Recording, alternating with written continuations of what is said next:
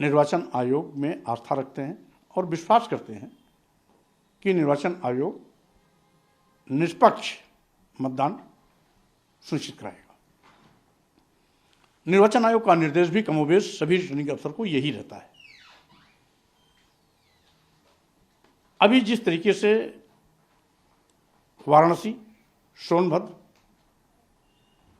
बरेली और अभी अभी उन्नाव में ईवीएम मशीन बाहर देखी गई, लोगों ने पकड़ा, सार्वजनिक किया गया, ये कहीं न कहीं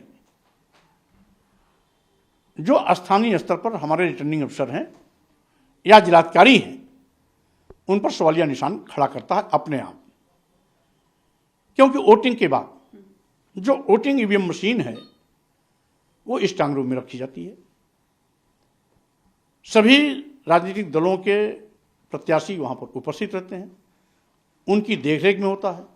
अंत में सील भी होता है जिस पर सभी लोग अपना अपना कोई न कोई सिंबल उस पर छोड़ते हैं सील में।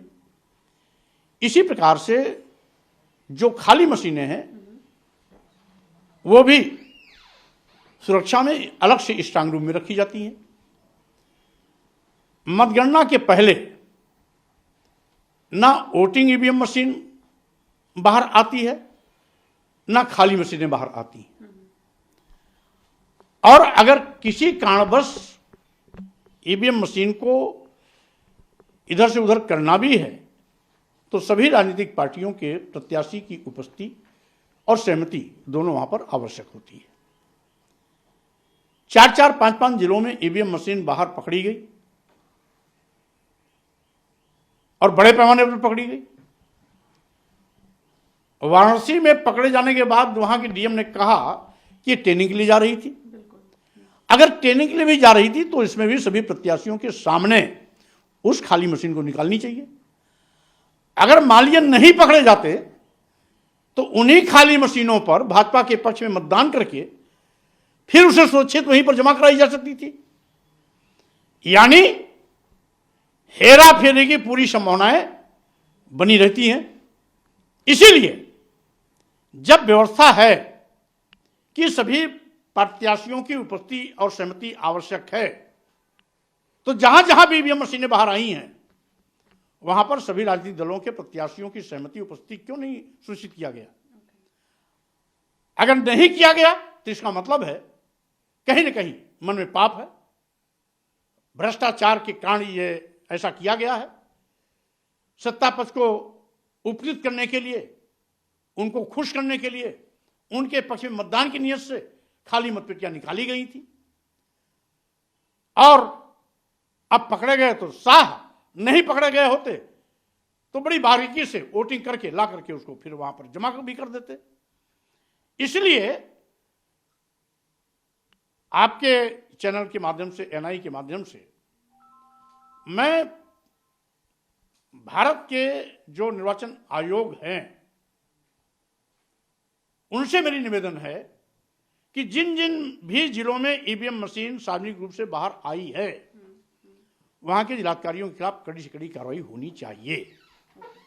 क्योंकि उन्होंने निर्वाचन आयोग भारत के निर्देशों की अवहेलना की है, इसलिए उनके खिलाफ अनुशासनात्मक कार्रवाई करना आवश्यक है, जिससे कि निर्वाचन आयोग में जो लोगों का विश्वास है, आस्था है, वो बना रहे।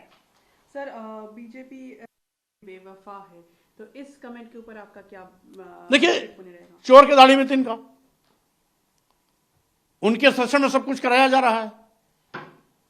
ईवीएम मशीन बाहर आ रही है, क्यों आ रही है? बीजेपी इस पर जवाब नहीं देती। इसलिए जो चोरी कर रहा है हम उससे सर्टिफिकेट लेंगे। हम सर्टिफिकेट लेंगे भी तो निर्वाचन आयोग भारत से लेंगे। सर, आखिरी सवाल सर, क्या लग तो दिखा रहे हैं एसपी अभी तक कितना कॉन्फिडेंट है कि पावर में फॉर्म कर रहे हैं या फिर क्या है? देखिए, समाजवादी पार्टी पूर्ण प्रचंड बहुमत की सरकार बनाने जा रही है। समाजवादी पार्टी का आंकड़ा 300 के पार जा रहा है। भारतीय जनता पार्टी दहाई में सिमटने जा रही है, यानी 100 का अंक भी नहीं छूने पाएगी। रही बात, भारतीय जनता पार्टी सब जानती है, इसीलिए एग्जिट पोल भाजपा द्वारा प्रायोजित है, जिससे कि जो मतदान के पहले ये मतपेटी जो बाहर निकाल रहे हैं इसमें हेरा फेरी करके, अपने पक्ष में मतदान करके, अपने पक्ष में वोटिंग करके एग्जिट पोल की बात को सच साबित कर दें, जस्टिफाइड कर दें। इसीलिए एक साजिश के तहत योजनाबद्ध तरीके से प्रायोजित एग्जिट पोल को जनता एक तरह से नकारती है, और एग्जिट पोल वैसे भी बार बार झूठी साबित हुई है। यही एग्जिट पोल है जब पश्चिम बंगाल में भाजपा की सरकार बना रहे थे, यही एग्जिट पोल राजस्थान, मध्य प्रदेश, छत्तीसगढ़, झारखंड में भी भाजपा की सरकार बना रहे थे। लेकिन वही ढाक के तीन पात, कहीं भी इनकी दाल नहीं गली, हर जगह भाजपा के खिलाफ जनादेश गया। ठीक उसी प्रकार से उत्तर प्रदेश में भी भाजपा के खिलाफ जनादेश आएगा, समाजवादी पार्टी के पक्ष में जनादेश मिलेगा, समाजवादी पार्टी की पूर्ण प्रचंड बहुमत की सरकार बनेगी, हम 300 के पार जाएंगे, योगी सरकार का सुपड़ा साफ होगा।